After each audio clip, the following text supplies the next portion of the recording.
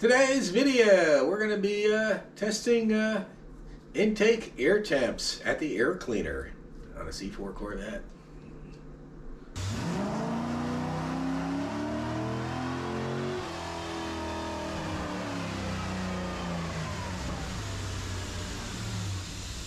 Hello, I'm Eugene Tordo. This is ET Garage, and today I'm at my desk, but we will be going out in the car, and I'll show you a few things out in the garage there, and get the car warmed up and all that good stuff. But basically, today's video is going to be about cold air temps on the factory air cleaner on a C4 Corvette. I will show you more about that when we get out in the garage, but I'll be data logging it via my laptop in an ALDL cable, and then we'll do a screen record on the computer, and I will go over the data.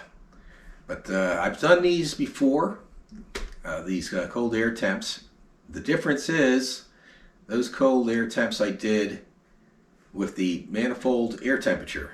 I relocated the manifold air temperature to the air cleaner, so now it is a intake air temperature sensor instead of a manifold air temperature sensor. I'll go over that, and we will be measuring the air right at the air cleaner. So this is what's going to make that difference. And it's like in the 30s outside, so I'm hoping to get out there soon. And I'll get the car warmed up and all that good stuff. Like I said, once I get out there in the garage, I'll go over everything. And let's head out there to the garage. We'll go over, and I'll get some data logging done. All right, we're out in the garage. Let me turn the camera around, and we will take a look at the manifold air temperature sensor, which is now a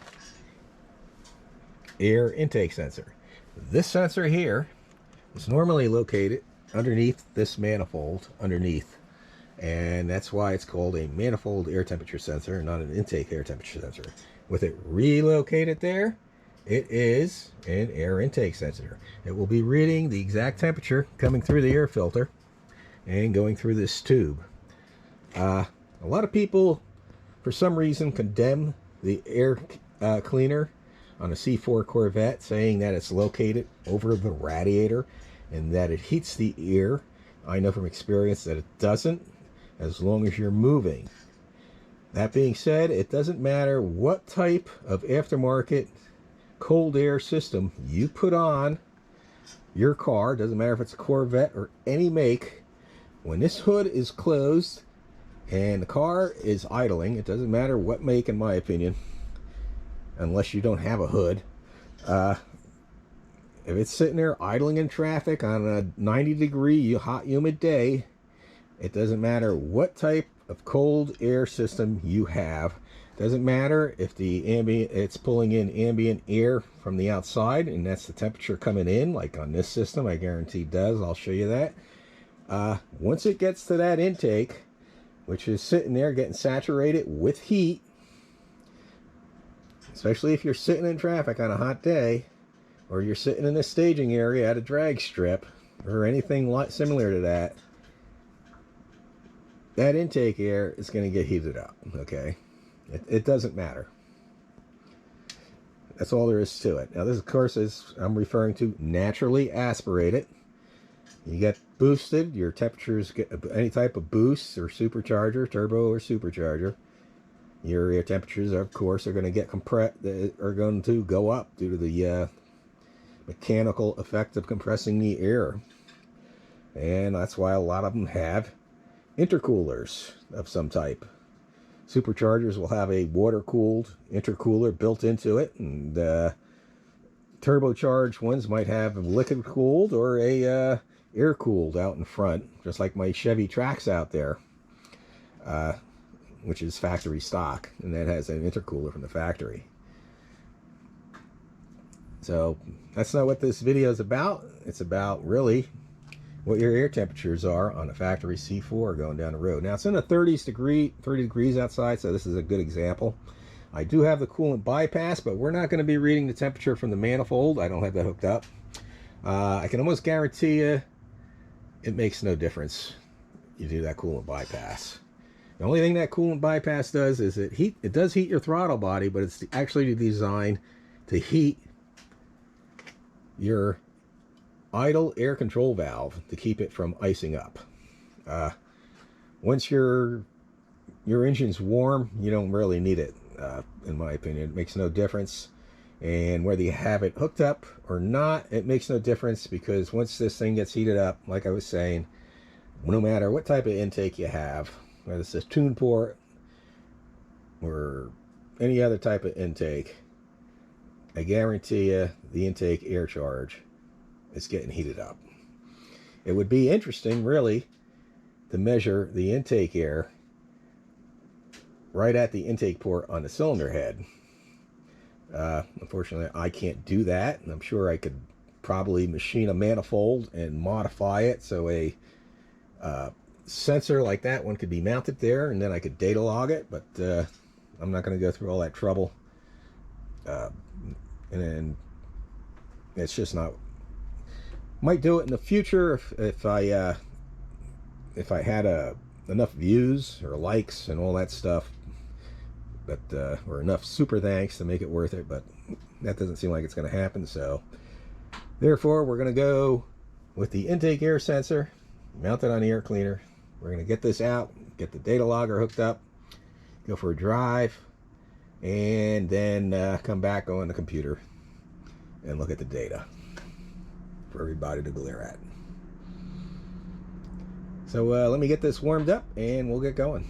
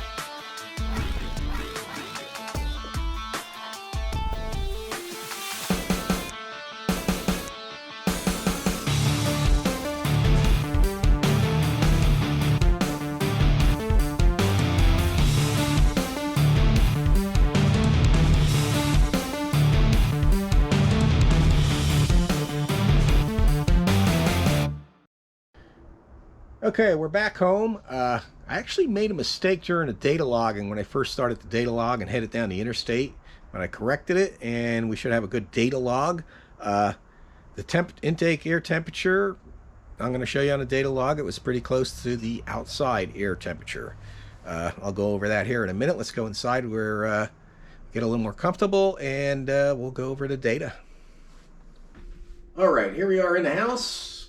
I'm going to go on a computer. I'll do a screen record, and we'll review the data for your own eyes to see.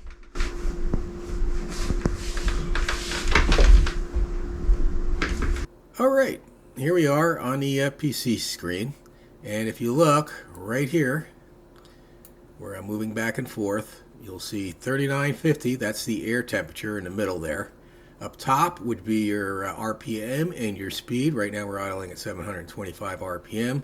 On the bottom we are at coolant temp 170.60 and oil temps 173.30. This is with a 180 degree thermostat on a cold day. That's usually what I run at. Now let's shoot across here. And here, you can see 2,000 RPM, 49 miles per hour. Intake temperature already dropped down to 3650. And from idling, the water temperature went up to like 178. Oil temp's 177, or vice versa. And we'll get moving down the road here a little bit more again.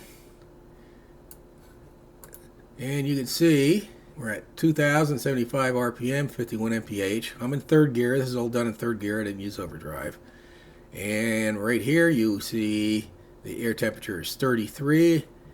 And coolant is 169. Oil temp is 177. Let's shoot right to the very end where we're idling, and I pull into the garage. And right here we're at 775 RPM idling, 0 mph. And idling a little bit there, you can see the temperature starting to rise up to 35 already. And coolant temp is 170, 178. Of course, if I let it sit here and idle long enough, the air temp will go up. The coolant temp will go right up to about 190 some degrees. I think is when I have the fans set to cool it, the kick in. And of course, the oil temp will go up. But let's wrap this video up.